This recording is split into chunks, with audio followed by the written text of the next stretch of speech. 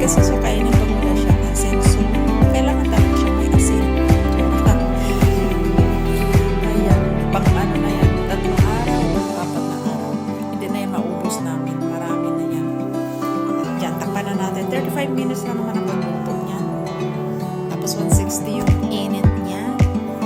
Lang, ganyan lang siya kabilis lutuin. Hindi naman siya hassle.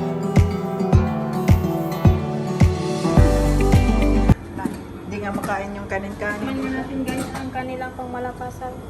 Ganito na Sige raw, lang sige raw. tayo magkain guys naman. Ah, yummy. Yummy?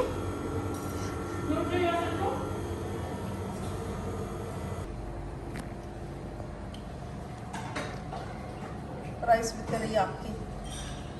Teriyaki chickens. Guys, ito lang yung mga nangyari dito banda guys. Kahapon, libreng-libre kami ngayon. Libre na natin kami. Bawi-bawi lang guys. Kaya bahikik katawa si nanay. Okay. Siyempre, kahapon walang trabaho. Grabe. Si nanay kita nagbike. Tawa guys, hindi kami. Thank you for watching. Kunti lang God naman, bless.